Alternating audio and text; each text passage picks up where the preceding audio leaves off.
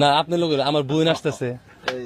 হ্যাঁ মানে আমার বোন হইতেছে সম্পার হলো ফুপার ফুফাতো ভাইয়ের বউ, মানে সম্পা হইতেছে আমার ছোট বোনের মামার শ্বশুরের। হ্যাঁ